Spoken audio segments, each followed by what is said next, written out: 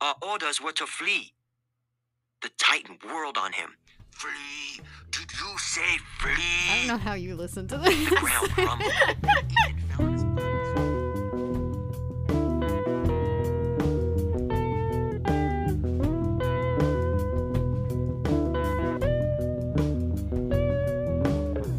Hey everyone, welcome to Monster Donut, a literary and historical deep dive into the Percy Jackson series and all of its following spin-offs. I'm Emily, your intrepid classics scholar. And I'm Phoebe, a dramaturg and story consultant. And today we are reading The Sword of Hades, which Phoebe, in an Odyssey Online article in 2017, ranked as her #1 favorite Percy Jackson short story. Yeah, and I was right. It still is. It is really good, I will say. Definitely of the three in this book, it's by far my favorite. But before we dive in, let's do a little bit of housekeeping. Just a reminder that up next, after we finish the series in our next episode, we will have a wrap-up episode of the whole PJO series. And if you'd like to contribute your own thoughts or analyses on the series so far, or you have questions you want us to answer, you can send those to monsterdonutpodcast@gmail.com or send us a message on Twitter or Instagram at PJOpod. You could probably also DM us on TikTok. I don't know how that works, though. Or you can just, if you can find us and DM us, well, it's fine. Yeah, we're getting very close to the end here, so get those in sooner rather than later. Okay. Let's get into the Sword of Hades. First of all, this was your first time reading this short story, so do you have any initial thoughts on it? Definitely my favorite of the three. It's really good. I like this one a lot. I think there's a lot of really interesting stuff in here. And also it was really funny because I was like, why did Phoebe rank this #1? And then we got to Melinoe, the god of ghosts, and I was like, oh. You couldn't tell before that? There are many reasons. Well, I mean, there's Nico, Thalia, and Percy all teaming up. That's a pretty good one. But that was the point where I was like, oh, this is, for those who don't know, one of Phoebe's favorite shows of all time is Ghost Adventure. And she loves ghosts. Yep. She loves them. In 6th grade, I visited my sister's 4th grade classroom and presented a presentation on why ghosts are real. And multiple parents called in to say that their children were having nightmares and complain about me.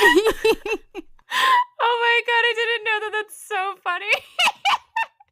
But this is a short story that, if you haven't read it, you actually probably should read, because it's relevant in House of Hades in the 2nd series, and is definitely going to be relevant for the Nico book that comes out in May. But if you don't want to read it, or already read it a while back and want to refresh, here is the basic plot. Percy is taking a final exam at school, and Mrs. O'Leary, the Hellhound, shows up, and he follows Mrs. O'Leary to a random park on the Upper East Side, where he runs into Thalia and Nico, and it turns out they've all been summoned to go on a little quest in the underworld by Persephone, because the Sword of Hades that's he is forging, he's doing so kind of illegally, has gone missing, and that there's a demigod who's stolen it that is essentially bringing it to Luke and the Titans, because the sword has the power to basically control souls if you get touched by it, either to send them to the underworld or bring them back. And so Percy, Thalia, and Nico go on an adventure through the underworld to go find it. And finally, they're able to stop the demigod who stole the sword, who is Ethan Nakamura, our fave. He has also freed Iapetus, a titan who is Atlas's father. And they get into a battle against both of them. And Percy is able to save the day by pushing Iapetus into the river the river Lethe, which is the river of forgetting. So Iapetus forgets who he is. They get the sword back, bring it to Hades, discover that this is all Persephone's kind of plan, not the sword getting stolen, but making the sword. Hades didn't know about it until just now. And then Percy makes Hades swear on the river Styx to never use the sword against the gods, and they go back to their lives. Okay, let's start at the beginning, because the first note that I made was on that opening scene where Percy is taking his English exam. The note I made was that he's taking this exam in the auditorium, he says, with all of the other freshmen, which means Rachel is in the room and saw this happen on stage and was like, all right. That's pretty funny. I feel like she would have gone up to help, wouldn't she? Or maybe... It's been a couple months, and at this point she's like, whatever. Can't deal with this right now. So Percy follows Mrs. O'Leary out onto the street into the park, where first Thalia appears, who Percy hasn't seen since she left with the hunters, and she's followed by Nico, who is apparently in a graveyard in New Orleans. Interesting detail. Let's move on. This is kind of the first reason why this story is my favorite of the short stories, because it's so rare that we get to see these three together, even though they're the big three kids. Also, when, like, I think it's when Nico pops out, Thalia and Percy, like, immediately go back to back. Like, just fall back in, old times. It's interesting because it's like, in an ideal world, this would have been the Titan's Curse reunion, but instead there's just a big gap in the middle of that you can feel from the moment that Nico shows up, because Thalia immediately refers to him as Bianca's brother. Yeah. It's even winter again, but that gap in their group is the start of one of the big themes that I saw in this short story, which was death and its consequences on the living, because we're immediately reminded of that loss. So a pit opens up. They are pulled down into the underworld, where Persephone appears. And Persephone explains that Hades has been secretly crafting this new sword to fight with in the Titan War, which has the keys of Hades set in the base. And I made a note of this. Did you look this up? Did you look? I did. Yeah.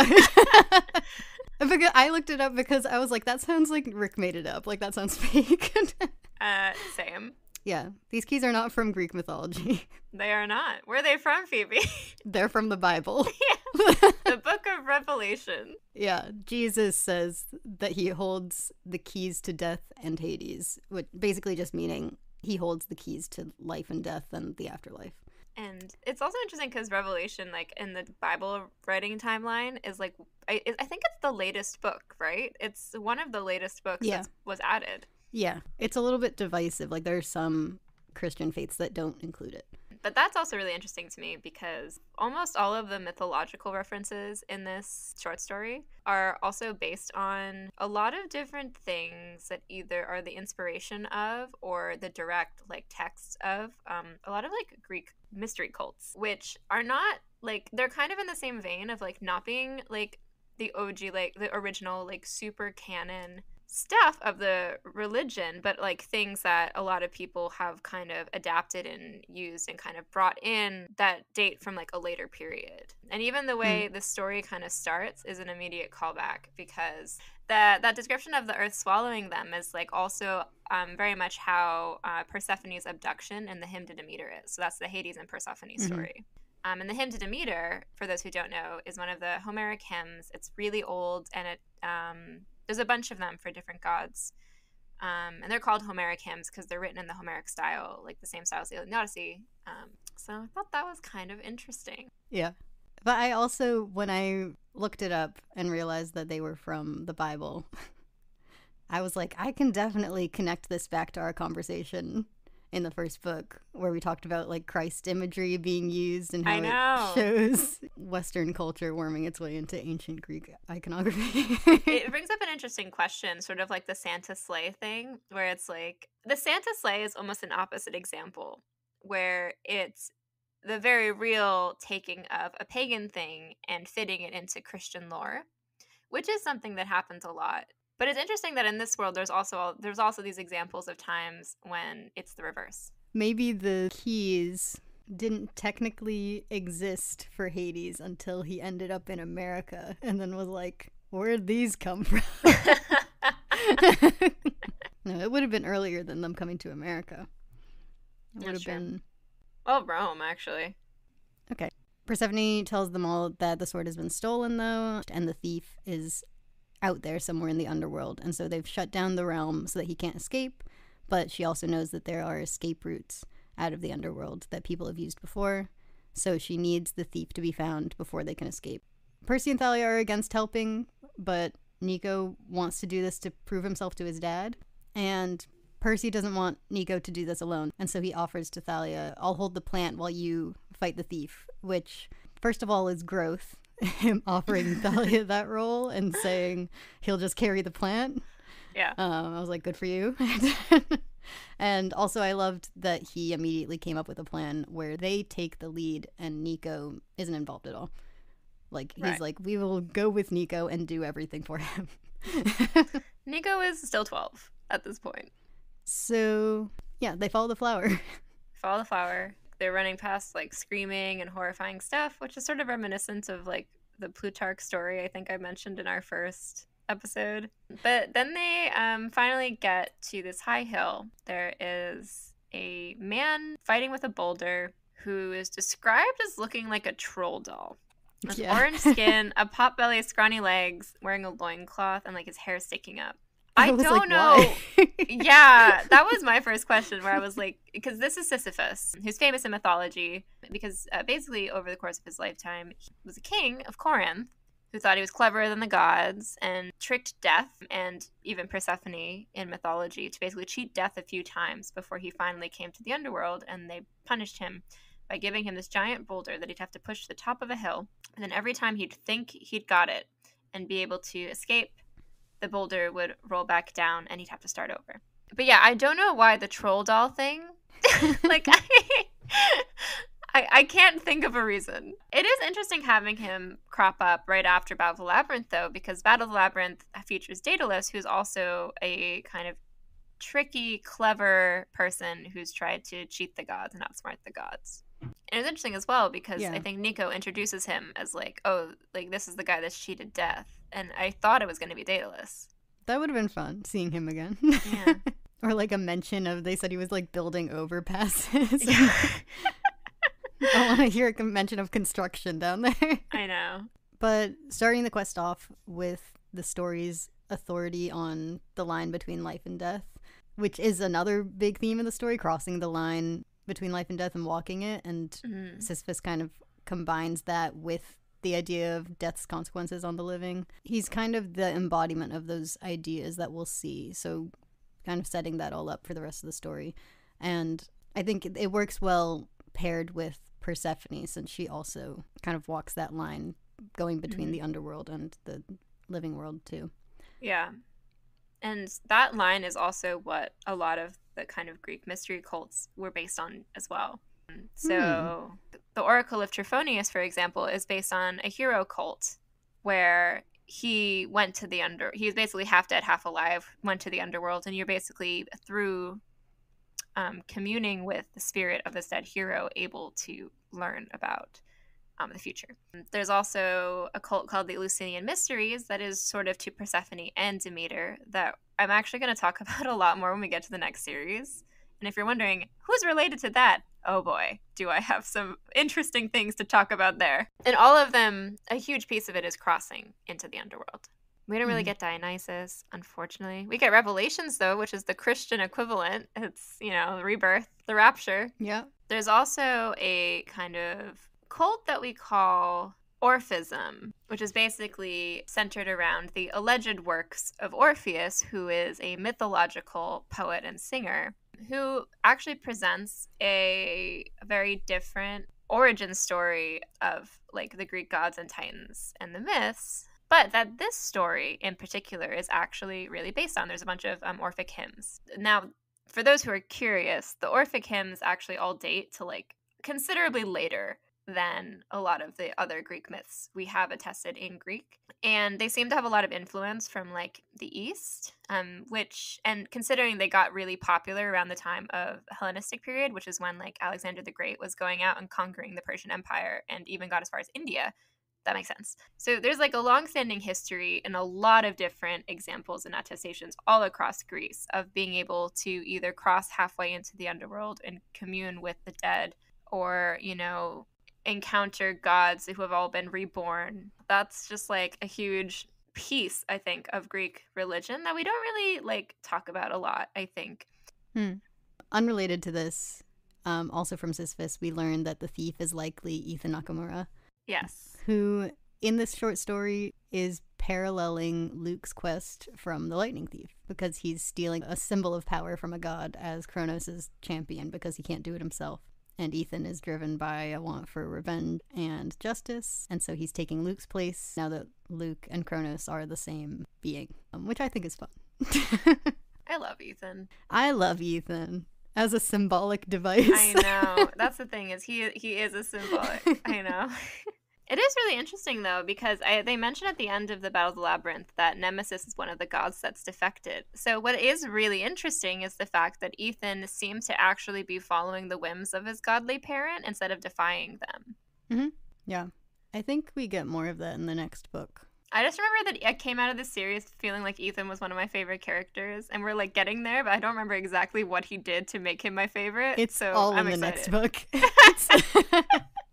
So Sisyphus says that the thief was going to see Melinoe, goddess of ghosts, because she has her own path up to the surface, where she haunts the living at night. But on the way, they're attacked by the Keres, which are battlefield spirits who feed on violent death. But while they fight them off, one of them gets Percy in the shoulder, which I feel is where the story takes a massive turn, because the Keres in this story are also spirits of pestilence, so it's immediately infected to the point that for the rest of the story, Percy is barely well enough to narrate it, which you should know by now is one of my favorite things that can happen in this series. But the thing I like about it most is that we lose time every time he passes out. And so by the time Percy can narrate clearly again, the flower's lost petals, and he's propped up against a rock and doesn't know how he ended up there. And so all of a sudden he can't tell this story fully because he doesn't know half of what's happening around him. And you might even say he's on death's door. Yep, from this point on, Percy is walking the line between life and death because he's in and out of consciousness, while Nico and Thalia end up leading the way through the quest. Which is another thing that I really love about this short story, is these two sort of emotionally distant characters who are some of the least likely to show Percy any sort of physical affection, being forced to take care of him and like bandage his wounds and try to keep him safe. There's also an interesting parallel here in the like Orphic mythology, where both Zagreus, or the like earlier incarnation of Dionysus, and actually Melinoe are both supposed to be children of Persephone, where basically they're the child of Zeus and Persephone, but also like Zeus disguised as Hades. So there's a lot of like Hades and Zeus kind of both. It's just really messed up. Spoilers for the Hades game. His mom's identity is a mystery through the whole game. Sorry. You should play it.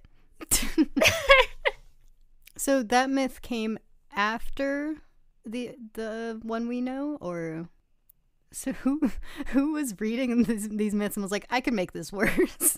There's a few different like theories of like where they kind of come from, and I think all of them are correct in certain, depending on like which cult you're talking about. Like for example, there's a lot that are like either clearly very inspired by, or literally the cult of like Isis and Osiris in Egypt, which sprang up like after contact. Imported religion is a thing that we see all the time in the ancient world, and I think part of it might be that of people like importing a lot of really interesting ideas from other religions they're coming into contact with. They're trying to find a way to reconcile that with the one they grew up with that culturally exists in their society. So like this cycle of death and rebirth that you see a lot more in the Eastern like religions is really prominent in the Orphic tradition. So it's like, how do we reconcile that? But like there is sort of a thought that is kind of where a lot of them originate, either from imported gods from other cultures and or indigenous gods and practices that have been preserved. So once Percy's conscious enough to keep going, they keep making their way toward Melinoe's cave. But to get there, it turns out you have to cross the river Lethe, which will wipe your memory if a single drop of water gets on you. And it's where souls cleanse themselves before they're reborn. So, again, life and death. Then we get a fun Percy scene. Yeah, Percy decides the only way across the river is that he lift the water over their heads in an arch that they can walk under, which, like, we've talked about Percy's new confidence in his powers, but this is, like, a stupid, risky move, even when Percy is healthy. But doing it now when you can barely stand is like another level of unearned confidence, which backfires on him. Yeah. It's really interesting, though, for a few different reasons. Number one, like, I think even in the text, he is thinking to himself, like, this is not anywhere near my father's domain. This should not work. But then he tries it. And the water fights him, but it does. This is a realization that Percy can control basically any kind of water. It's just there's no limit on anything that he can do ever. It's while Nico and Thalia do make it to the other side of the river, Percy doesn't because he stumbles, and Thalia's voice breaks his concentration. It's not actually him stumbling that betrays him. It's Thalia screaming when he stumbles that makes him lose his grip on the river, and it crashes down on him. Which Thalia in this scene, when they get to the river, Percy's like, oh, let me handle this. You guys need me for this. And Thalia's like, why would we need you? Like, in this state, why would we need you? And then he lifts the river. Thalia crosses it and then yells to him that he should go. But, like, he stumbles even trying to get into the riverbed and says that he can't make it. And then Thalia's the one who tells him, no, keep going. We need you. And I was like, need him for what, first of all? Like, it's like they don't actually need him at this point in their minds, probably because he's so weak. And they can see that he's probably not going to make it across the river. And I was like, why are you encouraging him to go? And then she's the reason that it falls on him. Like, he might have made it, but because she screams, which is not her fault. Well, he was concentrating. Why didn't they carry him? Yeah, someone could have carried him. That's a good point. Thalia should have just carried him. I didn't think this through. Yeah, that is interesting that it's Thalia screaming. It was an interesting moment for me for Thalia because she sees an immediate consequence to her pushing Percy too far. But yeah, he should have just like walked with them. They should have made sure he made it across. I don't know why they left him behind. I think he had a mind to sacrifice himself, though. Like, I think he was like, no, you two go. I'm not strong enough to go. Yeah, no, I know why Percy doesn't go. I don't know why anyone else doesn't encourage him to come with them, especially if they're then going to encourage him to cross the river afterward. Yeah. I wanted to know what was going through Thalia's mind, especially because Percy survives this, obviously. Mm-hmm. He's able to keep himself dry in the water and like maneuver the water around him so that he makes it to the other side. And then he passes out again and we lose time again. And by the time he wakes up, like the flower only has 2 petals on it and his shoulder is re-bandaged. So he's been out for a while. And I was like, I want to know what Thalia's reaction was to that. This was a very quick but very intense little moment for Thalia that we didn't get to see because Percy was not there to tell us about it. Yeah, but then we get to another kind of escape from the underworld, which is the Cave of Melinoe. Right. Who emerges from the mist in the form of the spirit of Thalia's mom, who we know died in a car crash while driving drunk in the years when Thalia was dead. And Thalia is overwhelmed by seeing her again. Yeah, I thought this was interesting that the ghost scolds Thalia for running away when she needed her, which is kind of just our confirmation of our idea of Thalia having to be a caretaker for her mom, or at least like seeing herself that way. Because like this was a question that I had in this scene, which we don't need to answer right now, which was when Melinoe takes these forms, is she like channeling actual ghosts that are out there in the world? Like these are feelings that these ghosts actually feel, and are they actual ghosts with unfinished business somewhere? Or is she just reading their mind? That is an interesting question. Because it feels like if she was just reading their mind, she would be more of like a goddess of regret or grief or something. But she's like goddess of ghosts. So I wondered if like Thalia's mom is actually out there or if Nico's mom is still out there. I think they have to be, because that's her domain. It's not just the dead. It's specifically, spirits that have not been laid to rest. Yeah. It makes it even worse if we think of these as actual thoughts that the ghosts of their parents are thinking. Well, I think it makes sense because, Thalia's mom, like, did she have anyone that would have performed funeral rites on her? And I don't know about Nico's mom, but... Yeah.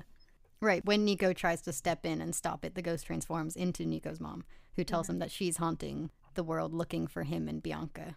Both Thalia and Nico are under her spell in this scene, despite Nico claiming to be the Ghost King.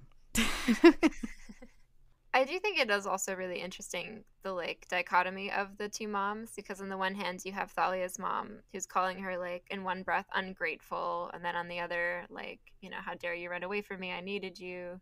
And then you get Nico's mom, who is really, it's interesting because it brings to mind Orpheus, because Orpheus, in his original myth, after he failed to bring Eurydice back from the underworld, just kind of wanders around until he basically turns into a restless spirit. And he essentially has that fate of, like, dying, like, trying to find his loved one but never being able to.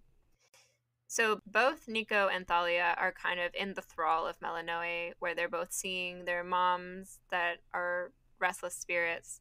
And then Percy sees a third form appear, who's half like a desiccated corpse and half a desanguinated corpse, I guess. So one side without blood, like totally white, the other like a mummy. And something else that's also really interesting about Melinoe is that she is apparently depicted as wearing saffron robes, which something that gets conflated a lot in ancient Greek and actually ancient Roman tradition is that there is a lot of similarity between the rites of marriage and the rites of death. And there's a few like different stories and examples that kind of showcase that. One of them being in the tale of Cupid and Psyche, like the original story. Psyche like gets to him in the first place by like basically dressing up in all of her marriage clothes, and then she kind of like jumps off a cliff and then gets taken by the east wind or the west wind, I think it's Zephyr, to wherever Cupid is. And likewise, the Hades and Persephone story is a big one too, because, you know, they end up married, but in order to be married, she goes to the underworld. And there's a lot of really interesting implications there. And one of the things is like these saffron robes are kind of like the marriage robes. And that's something you also see Persephone being depicted as. And I thought that was really interesting to think about here, because in like the ancient world, a young girl getting married was kind of considered her rite of passage into adulthood. Likewise, around 16, in at least ancient Roman society, that was when the young men would be considered like fully adults. And it was really interesting to me that in this story here, like Percy in particular, but also Thalia, they're all kind of on the cusp of this 16, this magic 16, this adulthood, when they get pulled into the underworld, right before I think they kind of have to come to terms with everything. I know, there's something there, I think, that's always there about the idea of, like, the death of innocence, too. And, like, this idea that, like, who you are as a child kind of has to go away for you to become an adult.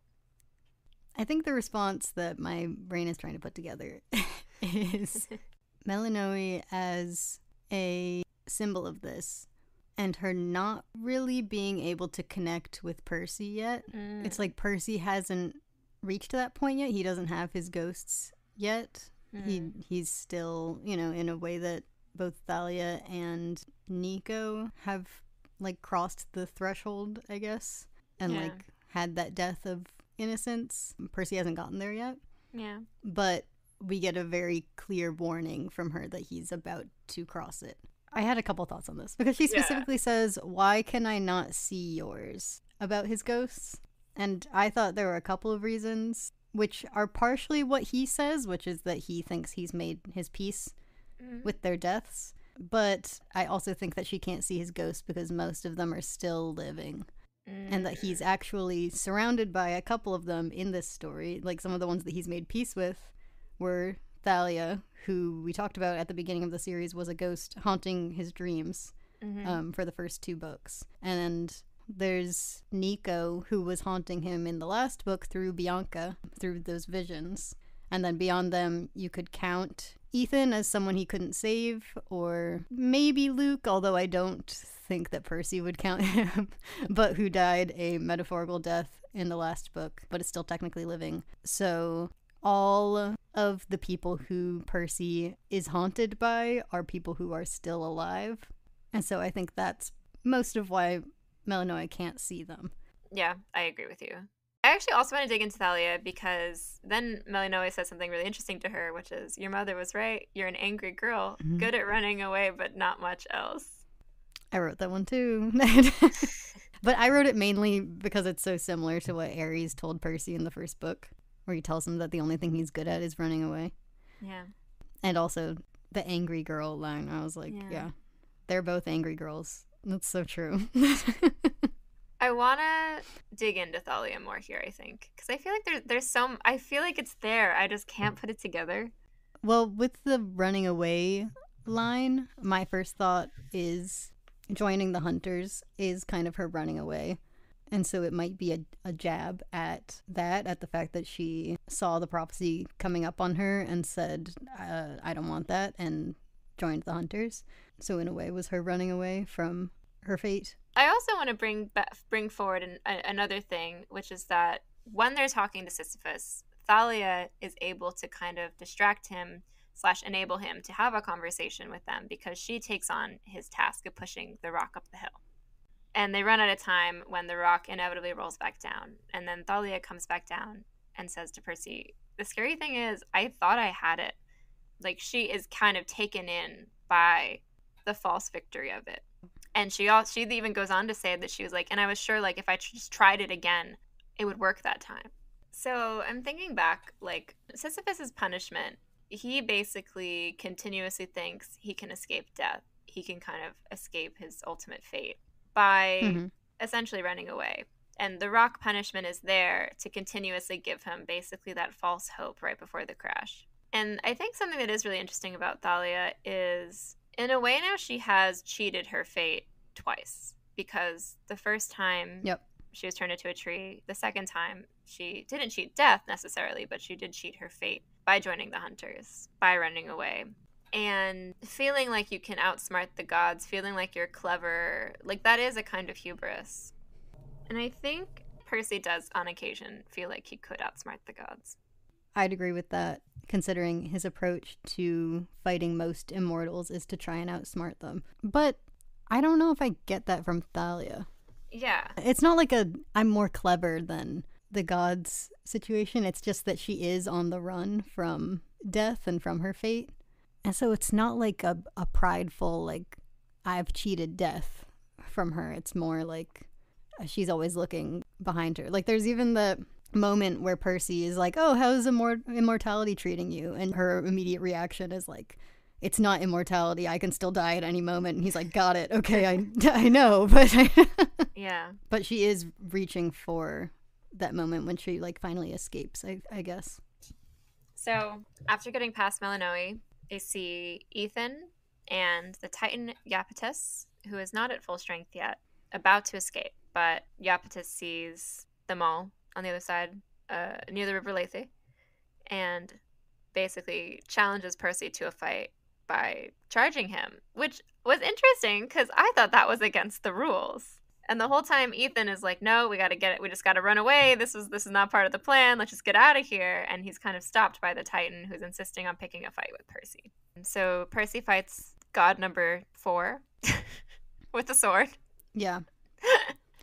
Well, I mean, this time it's mostly on Iapetus. Like, Percy is not trying to be a part of this fight. No. But this guy is, like, dead set on killing Percy first. Partially because Percy does stab him at one point, but also I think probably because Percy is visibly the weakest person here. Oh, yeah. He's been on death's door the whole time, lest we forget. Yeah.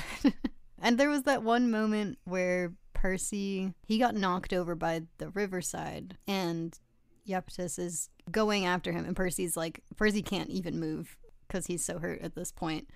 And as Iapetus is on his way there, he sees, like, Thalia tries to fight him off, and, like, Nico tries to stop him, but, like, he's just an unstoppable force. Like, I'm going to kill this guy. I wonder if he heard from Kronos that he's got that Percy Jackson's a problem. Maybe. But as Iapetus is on his way toward Percy, Percy comes up with an idea. So he coaxes him closer by taunting him. And when Iapetus brings his spear down, Percy grabs him by the shirt collar and drags them both into the River Lethe. And he's able to keep himself dry like he did last time, but Iapetus is wiped out by the river. And when he emerges, he's forgotten himself completely. And now his name is Bob. Yeah, and Percy, basically as soon as he surfaces, renames him Bob and tells him he's his friend to try and keep him on his side. And then they get the sword away from Ethan and he runs. And Thalia is about to shoot him with an arrow. And Percy says to Thalia, he basically commands her not to shoot. Yeah, he spares him again. He keeps doing that. He keeps doing that, and it's not, considering what happens in the next book, it is not a smart move. But it's... But it does make me think about what you were saying, where all of his ghosts are still alive. I wonder if part of it is that he keeps sparing his ghosts. I think the only character that he doesn't give second chances to, the only mortal character he doesn't give a second chance to is Luke. That's true. When it comes to life and death, the only person who he is dead set on killing is Luke. It's not like he's gonna forgive you for anything, but maybe he won't kill you. Yeah. But I think Ethan is the epitome of all of the times Percy's let someone go and it's come back to bite him. That is Ethan as a character. Yeah. And Ethan, I think, is his constant, this time he'll come back. This time he'll join the good side. This time I'm sure it'll work. Yeah. So Ethan is sort of another character who walks the line between life and death. And Percy is the one who is always sort of there for it. Yeah. And who makes that decision. That's how we met him, and that's what we see here. And in the next book, that relationship gets a little twisted, a little messy. So I guess that's how that theme can continue here. And also Iapetus as someone who did just rise out of Tartarus. I don't think we mentioned that that's how he's there. Yeah. I feel like I can't complete this thought on Ethan until we finish the next book. That's the problem. Yeah, the next book is a good Ethan book. But, I mean, Percy does... If we want to, finish the life and death through line, Percy delivers Iapetus a rebirth by dragging him into the river. He baptizes him, yes. All right, sure. I think Percy, when he was going through the river, should have just split it like Moses style, just to really bring home all of the biblical imagery. It is interesting that both of the times we've gotten the Christian iconography that's really distinct has been in the underworld with Hades. Now I'm thinking about there's that one... This is the thing, is that Rick doesn't want to confirm or deny religions in his work. But then in the first book, you get that one moment with the, corrupt priest who's going through the underworld. And Percy's well, what's that guy see walking through here? And they're the mist will make you see anything. And you're okay, so this is the real underworld? This is the real afterlife is what you're saying here? Yeah. It's interesting because it's a question, I've been working on a book that involves the Greek underworld also. And, one of the biggest questions that I've been circling around is why is this the one? It only feels right if you're raised in a very white Eurocentric environment where the original mythology is the Greek and Roman stuff and the new modern religion and mythology is Christianity. Okay, let's get out of this scene. Let's get to the ending. So now that Ethan's gone and they have the sword, they bring it back to Hades, who we find out didn't order the sword to be made, and it was Persephone who sort of orchestrated this whole thing. But now that he has it, he's okay. Yeah, now that he has it, he's yeah, I swear I won't use it against the gods. Whatever. But he now has a tool that he can use in the war against Titans. And then once Hades disappears and we get to talk to Persephone at the end, there's this great moment from Percy, who's angry at being used by Persephone, and he tells her, "Get lost before I carry you down to the Lethe and drown you in it. Bob will help me, won't you, Bob?" And I was it's the same thing that we saw with Phobos and Deimos in the last story, where he's just threatening immortals like it's nothing. But this time it's the way that he immediately uses Bob to do it. Yeah. And especially because what he's threatening to do is exactly what he did to Bob. And it reminded me of a later scene in House of Hades, which is the same scene that I referenced last time. But it's just the lack of... We'll get into this. We'll get into this in the next series and in the Nico book. I think this is where we're really seeing him actually come into agency for the first time, because he's able to work within and find creative ways to get what he wants and to do what he needs to do within the rules of this world in which he is relatively powerless. Because of the way he's been able to manipulate both monsters and gods, he's starting to really learn his own power, not just in terms of like the water power, but also in terms of like manipulation, which I think is the mark of a lot of the heroes and a lot of the specifically more trickster heroes in mythology, because they're the ones who are able to figure it out a lot of the time. Yeah, Percy, that's a trait that he's had since the very beginning, but I think we see him use it a lot more now that he can confidently use that skill against the gods. Yeah, and I do think that confidence began at the end of Titan's Curse. Like, I think when he reclaims the prophecy and, like, claims the narrative back, I think that's when it really kind of starts. Because you see it, like, in the fight with Antaeus. You see it a lot in Battle of the Labyrinth, where he's pretty confident that he's going to be able to get through everything and, like, volunteers himself instead of being pushed into a lot of the impossible tasks. No, I see it as something that's built throughout Battle of the Labyrinth, but it does make sense for it to have started once he claimed his spot in the story. I do really like this depiction of Persephone. Like, the way she appears, where she's, like, faded and not really there, and, like, the way she seems kind of, like, bitter and, like, resentful, and, like, I think now the Hades and Persephone story has been reclaimed a lot, which I do enjoy, and I think Persephone's kind of been given a lot more agency in the way she's depicted now, but in the original stories, she doesn't really have that, and I think this depiction of her kind of speaks to both versions in an interesting way, where it speaks to the origin, but it also does show that she has more going on. She has a degree of agency. Like, she has an agenda. She serves her husband, but also does seem to have, like, an opinion of her own about, like, what happened to her. Yeah. It is interesting that, in a way, they did their own initiation rites right now, because they did have to kind of cross into the underworld and do a task for Persephone, which if you're in a lot of these cults, it's kind of what you were supposed to be doing, theoretically, quote unquote. They don't even know it, but they're part of it.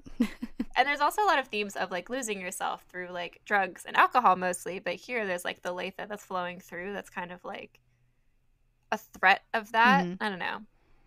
You could argue that Percy is losing himself throughout the whole story. That's true. Because he's in and out of it.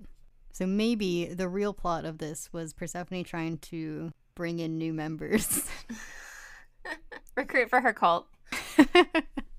None of them know it yet, but they're a part of it. Actually, okay, here's an interesting thought. Coming back to what I was saying about how a lot of these mystery cults were imports or based on imports of religions and ideas, and basically reconciling the imports with their culture. It's interesting because that is essentially what Rick is doing in a way here with the book series, because he is importing a religion that does not exist and is not part of, our culture, and creating the circumstances in our culture that would allow space for it, that would allow it to be the real thing that's been going on this whole time. And, like, kind of reframing and recreating a narrative that allows for him to bring in what he wants in terms of religion into, like, our society. When, like, a lot of the time, adapting religious practices is kind of the backbone of mystery cults. It's basically being able to take things that are on the margins or reincorporate new ideas. And the Orphic hymns are a really interesting example of that, because they really do have to reframe a lot of Greek mythology from the beginning in order to make it all work in a way where it is both familiar but also is based on completely different values and completely different ideas. So we as the audience are part of a mystery cult. Exactly. What are the rituals here? Maybe we'll never find out. It's the Eleusinian mysteries. First rule of Percy Jackson is don't talk about Percy Jackson. We messed it up real bad. So, this story doesn't have a bead. So if you were to design the bead at the end of it, what would you put on it? I'd put the River Lethe on it. The Black River. I'm double checking something. Okay, the joke is not good.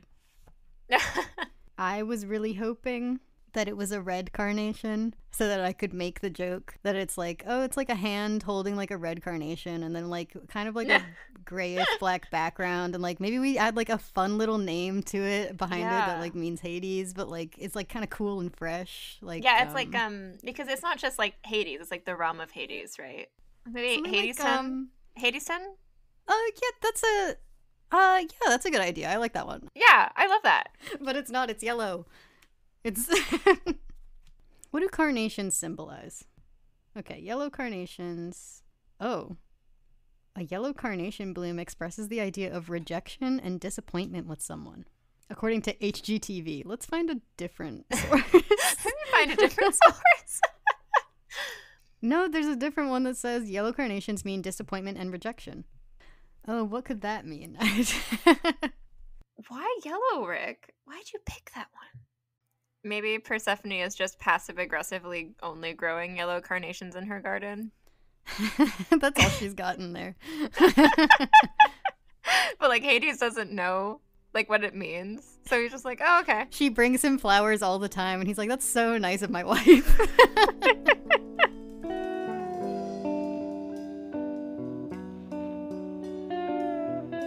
Thank you all for listening to Monster Donut.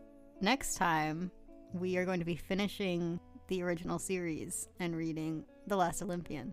I'm so excited. I have so much to say about that book. The more I've read this book series, the more I've realized how little I remember what actually happens in that book. Like, I remember, like, 3 distinct events, all of which I'm very excited about. Yeah. And, so if you have any questions or thoughts you want us to answer also in our final wrap-up, you can send those to monsterdonutpodcast@gmail.com or find us on social media at PJOpod on Twitter, Instagram, and TikTok.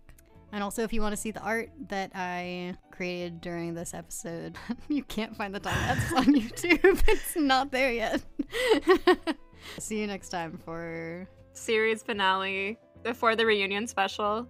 The Real Housewives of... Like, you're joking, but I swear to God, Rick has written that in somewhere. Real Housewives. Something like that. Real Housewives of Olympus. All right, I'm cutting us off. Okay. Bye, everyone. Bye.